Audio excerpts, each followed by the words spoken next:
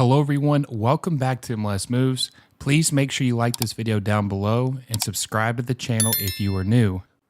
Once we hit 5,000 subscribers, we'll be celebrating with a special jersey giveaway. 2 lucky subscribers will have the chance to win a jersey of their choosing. Whether you're a diehard fan or you're just joining the fun, this giveaway is our way of saying thank you for your support. So spread the word, hit that subscribe button, and let's reach our goal by the end of July. Now, back to the video. It's been over 1 year since Lionel Messi signed with Inter Miami and came to Major League Soccer. This past winter, many fans, including myself, were disappointed with the lack of rule changes in MLS. We all know how important of a soccer year 2026 is for the United States. So I brought on Taylor Twellman to talk about whether MLS is capitalizing on Messi and seizing the moment, or are they missing an opportunity? Taylor, welcome to the show, my friend. How's it going? Good. How are you, bud? Doing good, doing good. I'm glad we got to do this. So it's been 1 year since Inter Miami and MLS brought Leo Messi, the greatest footballer in soccer history, in my opinion, and many people's opinion, to the league, right? And it changed the league forever, in my opinion, because you have all these fans internationally here. Keep an eye on MLS. Leagues Cup was a huge success. A lot of Liga MX fans who probably had no interest in MLS. I would say a lot of those fans probably came over to MLS and started watching at least some games. I don't know if they're supporting clubs, but they're watching games now, especially Inter Miami games. How do you reflect on the 1 year anniversary of Messi coming to Major League Soccer? I think it's the culmination of Lionel Messi winning the World Cup, then coming to Major League Soccer in the first year of Apple TV and Major League Soccer's 10-year partnership, where it became a global league. It became a global brand. The fact that you can watch the same broadcast in over 100 countries. I just think when all of that comes together, it's like, gasoline on a fire. It literally blew up in a second. That Leagues Cup run last summer was absurd. It was crazy. It was unlike anything I had ever seen other than, and people laugh at the comparison, but I went to a Taylor Swift concert, and it's unlike any concert I've ever been to. She resonates with a lot of people.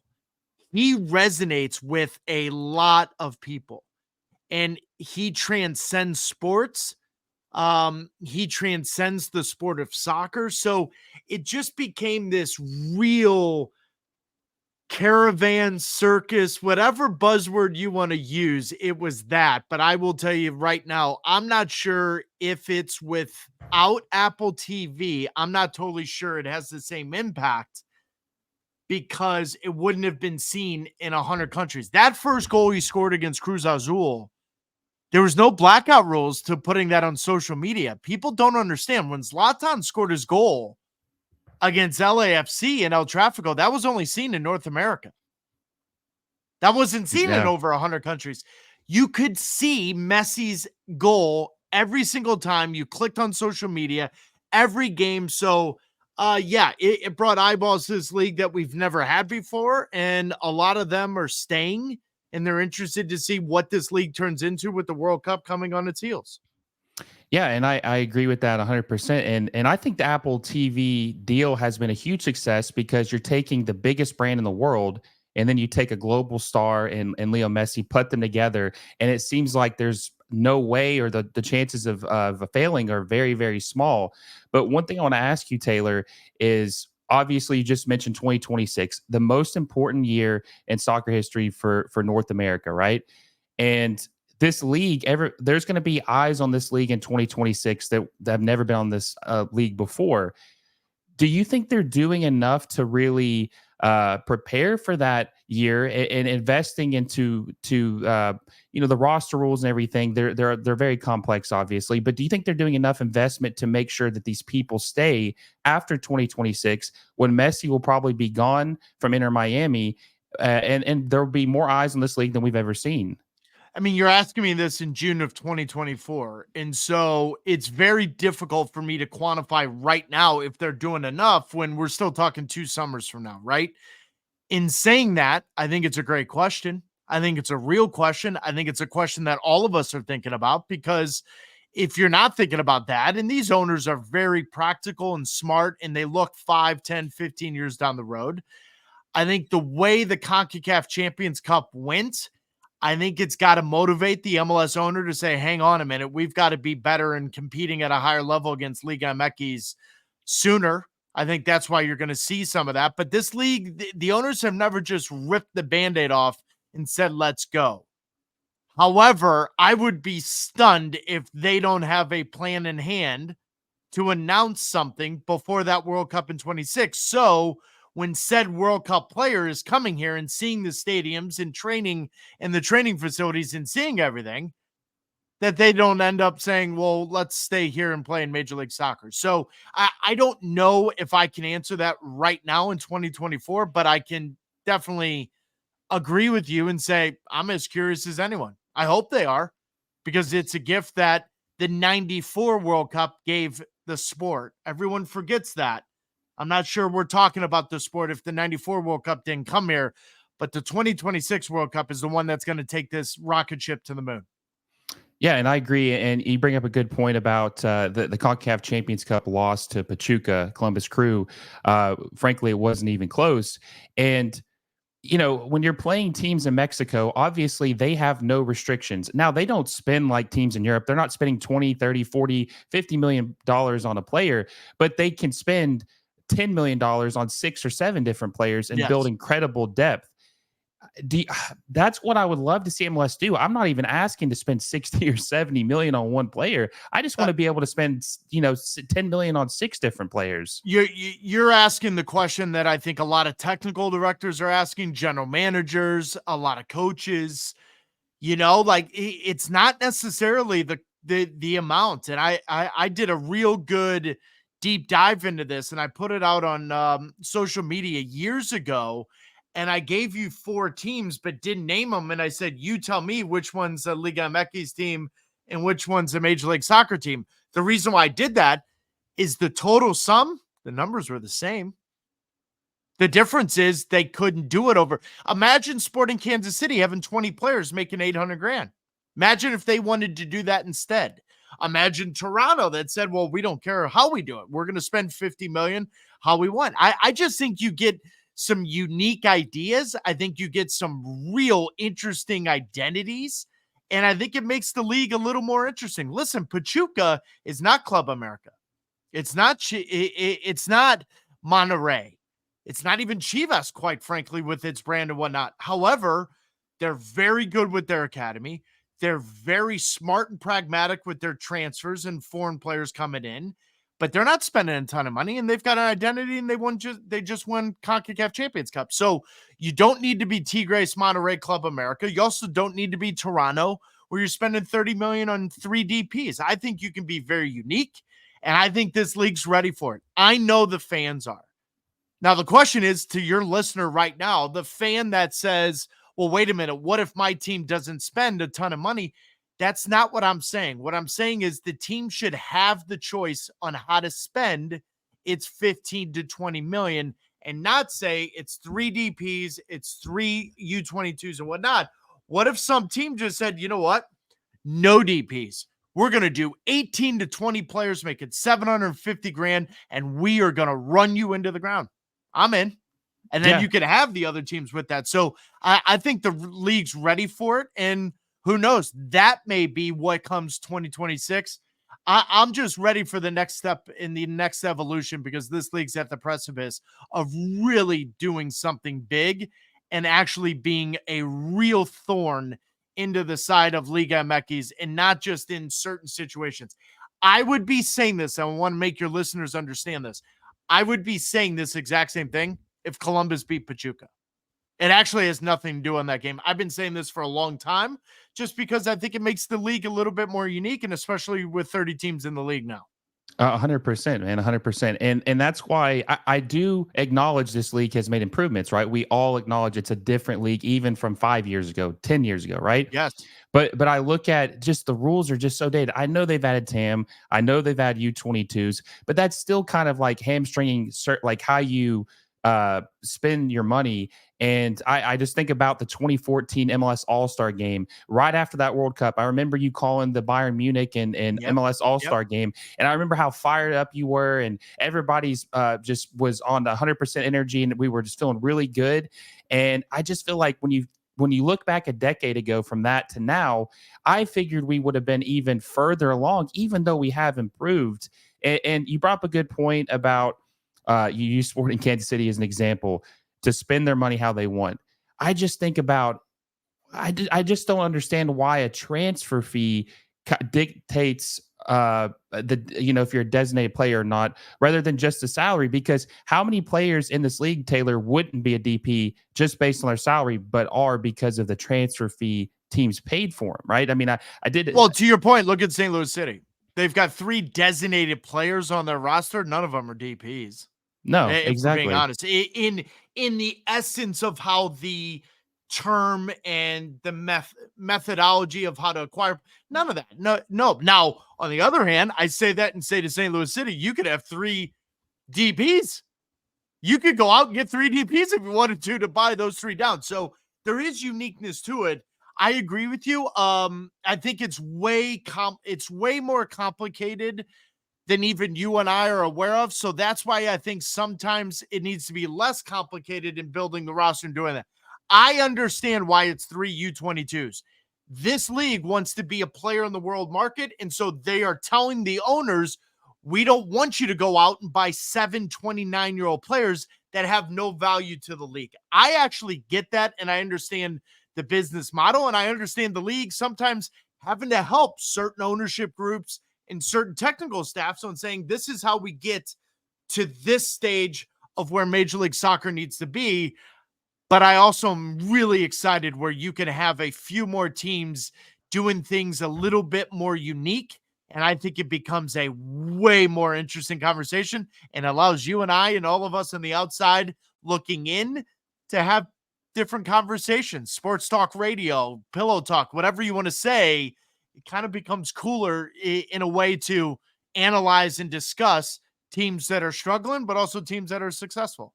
No, exactly. And I think that any fair-minded person would agree that this league has the most potential of any league in the world No doubt. because of where it's at and just how much it's grown since 1996, right?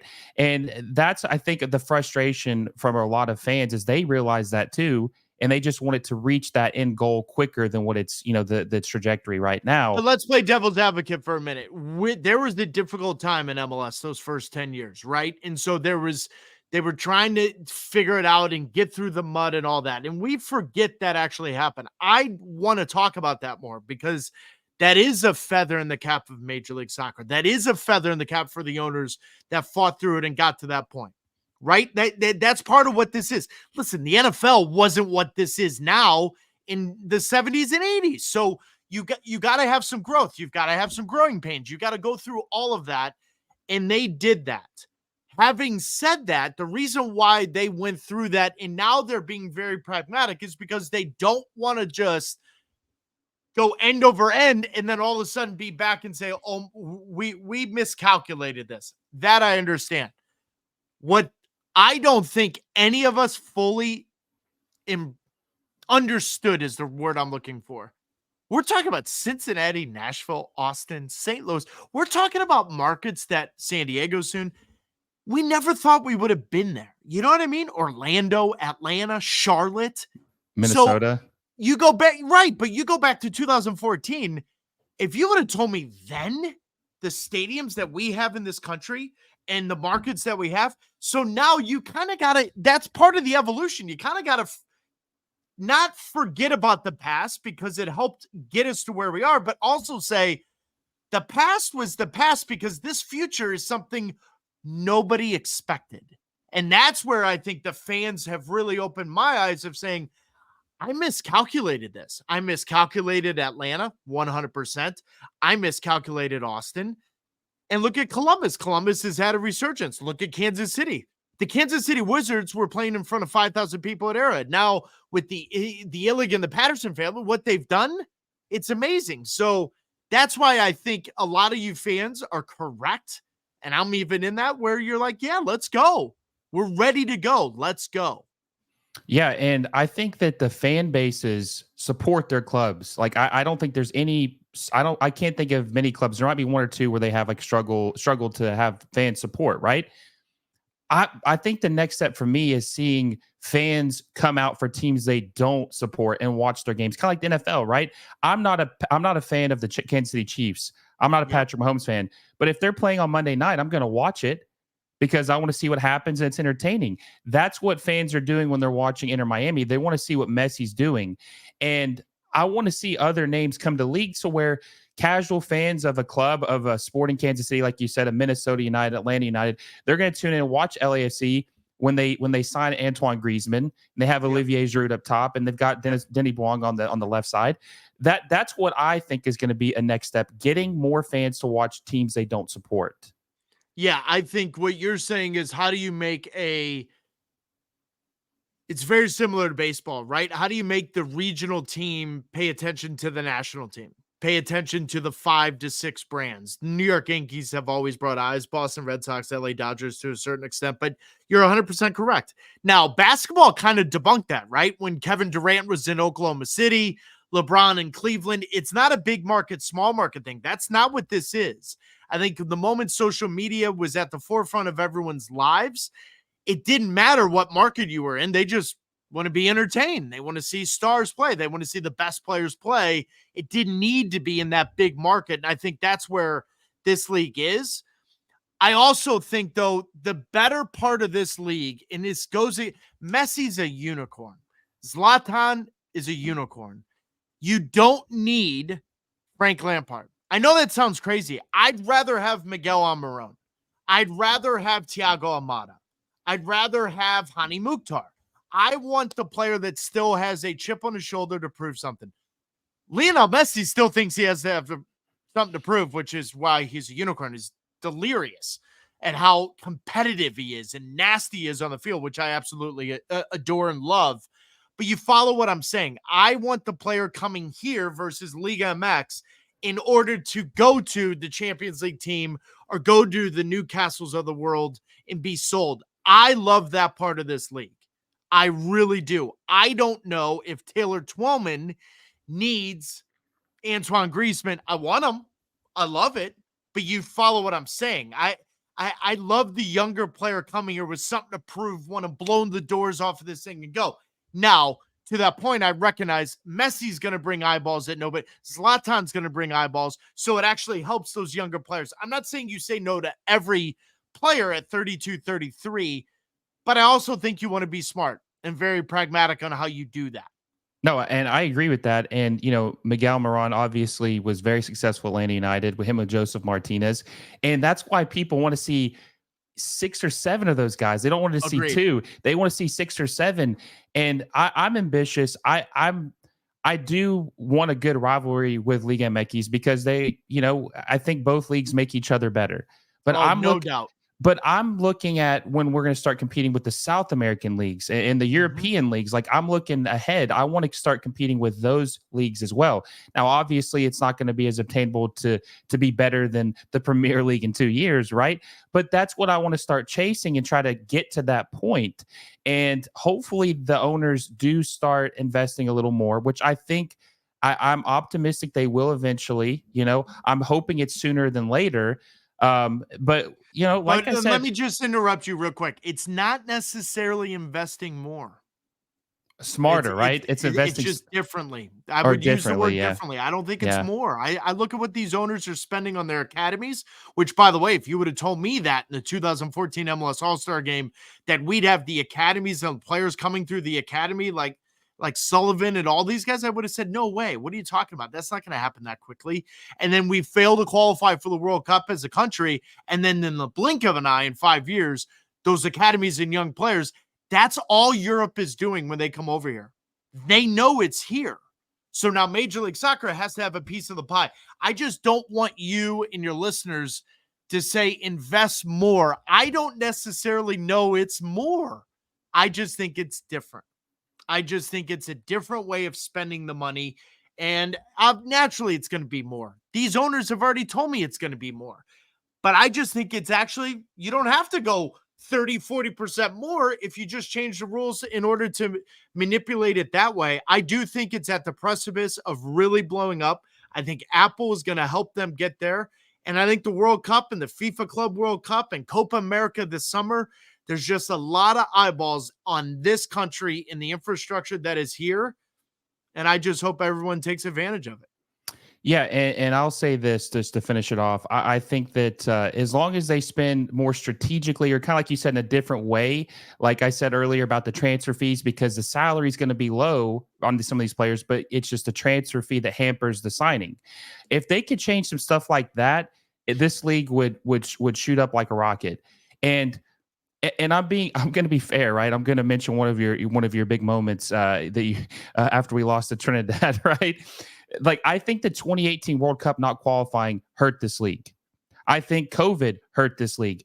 Two things like that within a 3-year span, or even a 2-year span, excuse me, hurt this league. And you can't deny that because, obviously morale and just hopes were down after 2018 and 2020 when a league is they were planning to spend more in that CBA that they agreed to in 2020, but obviously COVID hampered things and they had to revise it, and it kind of delayed things by probably 2 to 3 years. So I think anyone fair-minded would agree that those two things have to be baked into the cake of what and why this league might not be where we would like it to be at this moment. Yes, but I think 10 years from now, 15 years from now, 20 years from now, we may reference the 2018 failure to qualify for the World Cup as a blessing in disguise. I hope so. At some point, you got to say, wait a minute, it's the definition of insanity is doing the same thing over and over, expecting a different result, right? And so, again, you're talking to me in 2024. I didn't think the academies and the young players would be that quickly going to play at some of the biggest clubs in the world using Major League Soccer's academies in order to get there. I didn't think we'd get there that quickly. And yet here we are. We just had an American sign with the Philadelphia Union before he turns 18 to go to Manchester City. And Manchester City has said he's the best 14-year-old in the world. I don't know if you would have told me that on the night we failed to qualify against Trinidad, I'd be like, yeah, sure, sign me up. Sure, that's going to happen in the next 10 years. And yet here we are. I'm not denying that those two things hurt this league. COVID hurt everybody. So I think it's ridiculous to bring up COVID because COVID hurt everybody. Yeah. Everybody. Right? So that's fine. No problem. I think MLS has regrouped very quickly. I think San Diego coming in this league is fantastic. I think St. Louis delaying that after COVID was brilliant, and it allowed them to play in their own stadium that was built. The league's regrouped just fine, and they are going to grow, and they know that they're at the doorstep of really making Liga MX sweat and nervous. They know that. Now, how they go about it, that's up for them to decide, but they know they're there. They recognize it. And I think it's a great time to be part of this league, in this sport, in this country for, like I said, the next 3 summers are going to be insane. Yeah, and I can't wait to see what happens. Well, Taylor, man, I appreciate you you coming on and giving your time, and hopefully the listeners have some more hope after what you've said. And yeah, man, I appreciate it. This was great, buddy. Be good. Yep. Thank you so much.